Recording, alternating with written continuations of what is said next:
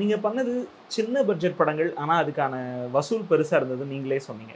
அப்படி இருக்கும்போது இசையமைப்பாளர் இளையராஜா அப்ப உச்சத்துல இருக்காரு. அவர் உங்கள் படத்துக்கு மியூசிக் பண்றத எப்படி அப்ரோச் பண்ணீங்க? குறிப்பா உங்களுடைய ஒரு படத்துக்கு காசு வாங்காம இளையராஜா மியூசிக் பண்ணி குடுத்தாராங்க. இப்பதான் நான் கேட்குறேன். நீனே எங்க வீட்லயே எல்லாத்தையும் விசாரிச்சுட்டு வந்து கேட்குறீங்களான்னு. இது ரொம்ப ரகசியமான கேள்வியாச்சே அது. அதான் கண்டிப்பா.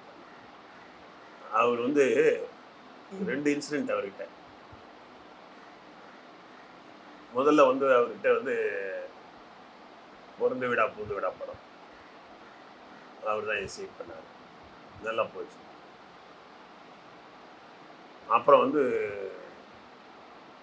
ஒண்ணா இருக்க கத்துக்கு படம். அந்த படம் ஒரு வெட்டியானுடைய வரலாறு. கவுண்டமணி நடிக்கிறார். அவர் கேட்குறாரு, வெட்டியான் வரலாறு எடுத்தா இந்த அளவுக்கு யார் யார் நடிப்பா சரியா சார் நல்லா பண்ணிடலாம் சார். ஏற்கனவே எங்கள் ஊரில் இந்த வெட்டியான் பிரச்சனை வந்து என்னை ரொம்ப பாதிச்சிச்சு சார். ரூ. 10 இளையராஜா வந்து அவர் ஒரு ஒடுக்கப்பட்ட சமுதாயத்திலேருந்து மேலே வந்தார். அது உண்மைதானே? உண்மதான். பெரிய லெவலுக்கு வந்துட்டார். ஒரு ஒடுக்கப்பட்ட சமுதாயத்தை பற்றி எடுக்கிறாரு. இது பாராட்டணும்னு நினைக்கிறாரு. நல்லா இருக்கு. ஆனால் எடுத்து உன்னால இதெல்லாம் ஹிட் பண்ணிட முடியுமா? எதிர்ப்புலாம் வரும். அதெல்லாம் பரவாயில்ல பண்ணிடலாம் சார். இது எப்படி உனக்கு பாதிப்பு வந்தது அப்படின்னு கேட்குறாரு. எனக்கு கதை சொல்லுவோம்ல, மியூசிக் பியூன்லாம் போடணும்ல. அதை பர்டிகுலராக ஒரு பியூன் வரும்போது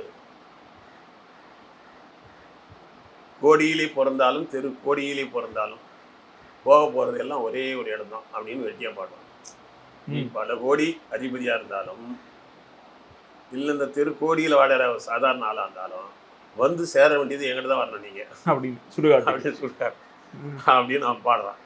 இந்த பாட்டுக்கு நான் ஒரு லீடு கொடுக்குறேன். யோ இன்னும் வித்தியாசமாக இருக்குது, அப்படியே வச்சுக்கலாம் யார் அப்படின்னாரு.